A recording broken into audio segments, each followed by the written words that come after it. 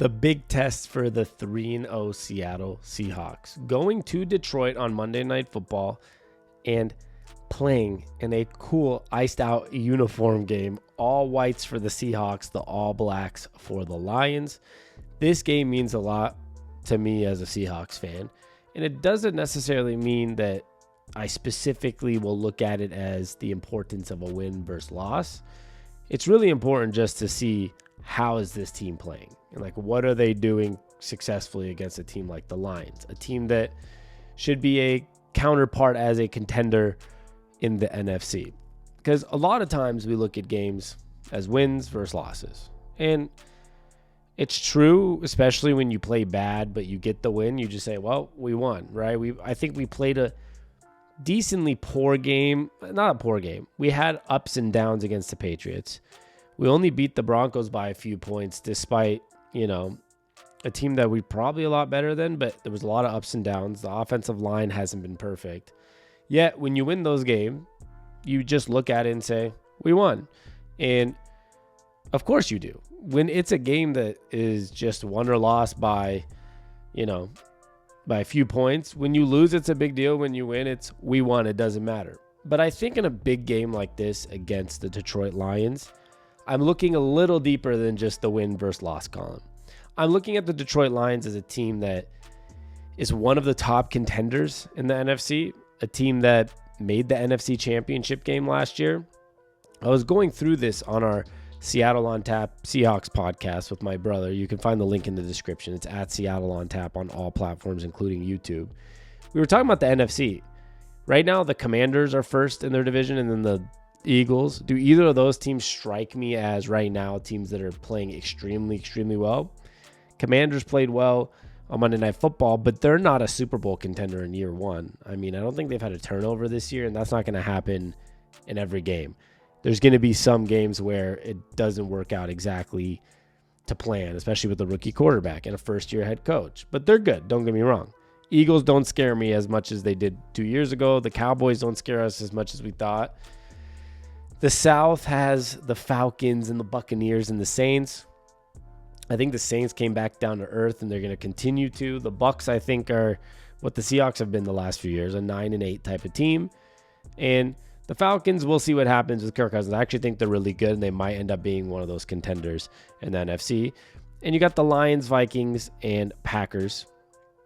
I still think the Lions are the best team in that division. I think the Packers are good, but I don't know if they're better than the Lions. And the Vikings right now are the best team in football maybe, but they're also a team that might come down to earth with a guy like Sam Darnold. And then in our division, Cardinals are decent. 49ers are still going to be good, I think, but they're injured and they're 1-2. At the end of the day, this is all over the place. It's not like the AFC, you go, look, I'll tell you, the Chiefs, they're 3-0. They're the best team. The Bills, 3-0. They're really good. Maybe the Texans, a few others mixed in there, but it's pretty clear in the AFC, the two top dogs are the Bills and Chiefs, and I don't think it's even close right now. Even though the Ravens might be good, even though the Steelers are 3-0, even though the Texans are good, it's not close. With the Seahawks, the NFC is just wide open. You already have a 2-game lead in the NFC West, despite having a good team in the Cardinals in that division, despite having a team that goes to Super Bowls almost every year and loses in the 49ers. There's so much open space. So when you go to a game like this in Detroit Monday Night Football, my ultimate test or meter is not just that win-loss column. It's how good did they play? What kind of loss was it? If it's a 24-24 game and the Lions hit a 50-yard field goal to win the game, I'm going to come out of that game saying, yeah, we had an opportunity. Maybe we should have won, right? Because we had the opportunities there. But that's not bad. Like that's not a negative to lose in Detroit Monday Night Football in a game they need. They don't want to start off 2-0 to lose by 3. If you get blown out, different story. If you blow them out, different story. I'm going to be on the podcast, whatever you call it, YouTube channel. I'm going to be on here screaming about the Seahawks being Super Bowl contenders.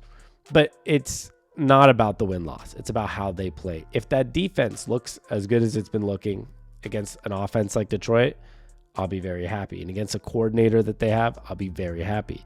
If the offense continues to do what it do, Geno Smith led the league in passing yards last week with a backup running back in. I know Charbonnet played well, but The team hasn't been perfect. Anthony Bradford has the most penalties for an offensive lineman in all of football. We're sitting there with, Bradford and Stone Forsythe on the right side of the line, and it's not perfect. Like, there's injuries going on. We lost George Fant. We don't have Abraham Lucas yet. There's a lot of things that haven't necessarily gone perfectly or gone our way perfectly, and we're 3-0. But if you get some of those things, the good defense, number 1 rated team on PFF in coverage, a good run offensive line or run blocking has actually been really good compared to the pass blocking. If you see all those elements and it's a close game, you're going to be excited.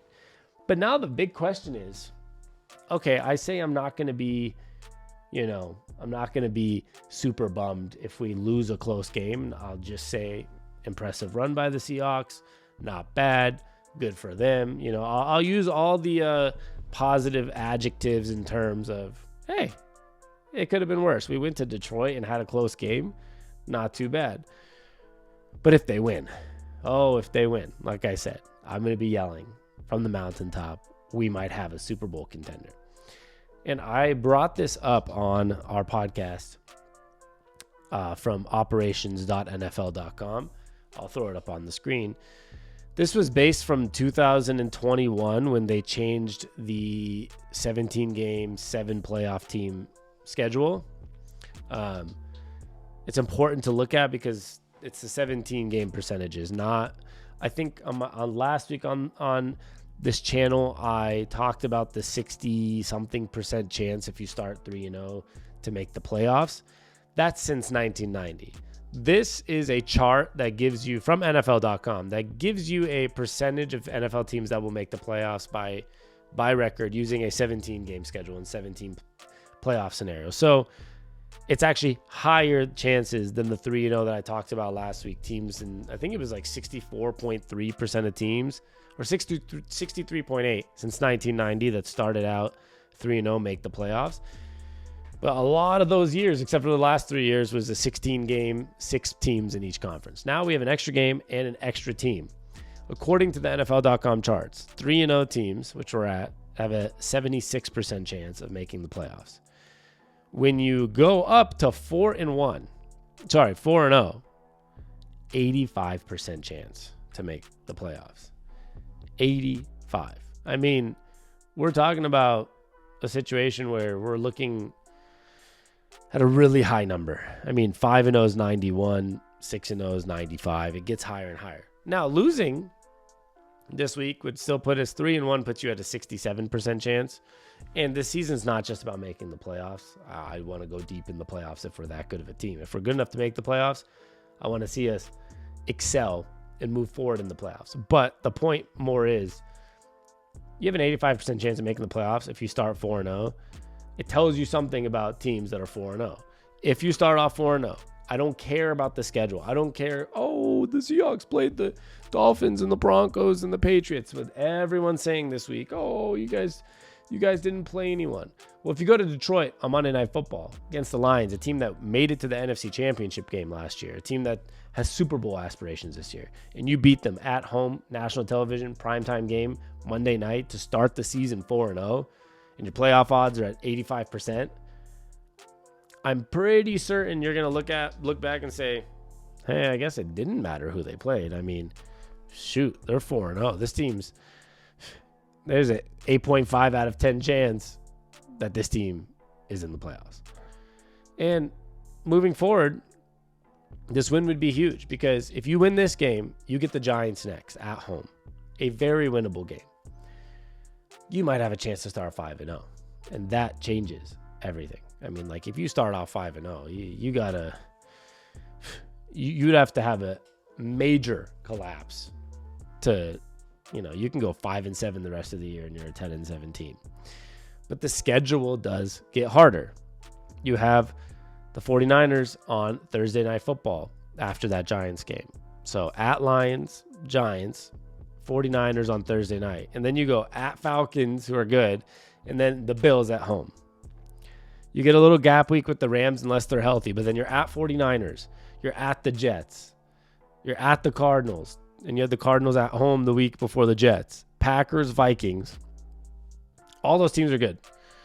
The Rams are the only one. The Rams 49ers don't have a good record, neither do the Cardinals, but they're all good in its divisional games. The only game on the schedule right now that after the Giants game, other than the Giants game technically, I'm including all divisional opponents as tough games. The only game that's not looking necessarily as tough right now would be the day after Christmas in Chicago. But the weather could be messed up. Caleb Williams might be rolling, but we want to talk about this schedule. It's a hard schedule. I mean, at Lions and then Giants, 49ers on Thursday night, at Falcons, Bills, Rams, at Niners, Cardinals, at Jets, at Cardinals, Packers, versus the Vikings, who are 3-0. This is no joke. So, like I said, when I bring up that schedule, it's not just about can they win, lose these games. It's about I want to see how they play at Detroit. Because everyone wants to talk about our schedule. Everyone wants to talk about the Broncos and the Patriots especially, and the Dolphins because they didn't have Tua. But we'll learn a lot about this team against Detroit. And we'll learn if that's a close game or if you pull off the win or if it's a 3-point game, you're going to say, hey, that means we can compete when we play the 49ers and the Falcons and the Bills and the Jets and the Packers and the Cardinals and the Rams. If you get blown out of the water against the Lions, you might start saying, ooh, maybe that schedule was a little too easy at the beginning of the year. But at the end of the day, even if it was easy, I think sometimes in football especially, it gave the team a chance to be confident, to feel good going into games, to feel like they're contenders. So maybe they're playing a little bit above what they really are, but that's fine. That's what's the beauty of getting lucky with a little bit of scheduling at the beginning of the year. You look at what college teams do, and I think it's extremely intentional, especially back when maybe it's changed this year with 12-team playoff because you can lose. You know, you can have a Michigan USC game and lose. I think USC lost to Michigan by a touchdown. USC can still make the playoffs because there's 12 teams now. But when it was 4 teams or when it was just no national championship, just the only number one team is the national champion or whatever it is, people were scheduling, you know, you look at the University of Washington, they schedule Eastern Michigan, Sacramento State, Eastern Washington. You want your team to go win those games and feel confident and say, okay, we had 2 or 3 big wins. We're start off the season 3-0. We're looking good. People might have thought we're not that good, and maybe we're not, but our record tells us otherwise. It makes them play different. It makes them more confident. It makes them more excited. So maybe we're kind of one of those college schedule type of teams. We got 3 easy wins, the confidence boost. It keeps the team rolling. It keeps the mojo high, the vibes high in the locker room, and then you go to Detroit and win this game, and the rest of the season is pretty different. Like, I'll tell you that. If we go win this game, the rest of the season is going to be a very positive look because you don't start off 4-0 with that 4th win being at Detroit on Monday Night Football and then start reeling from there. That's when your team's confidence becomes irrational confidence and you start winning games you're not supposed to. And, you know, you go for a good run this year. So I would love that win. It's not the end-all be-all. I'm not going to tell you that it's you know, the only thing that matters because it's not. Don't get me wrong.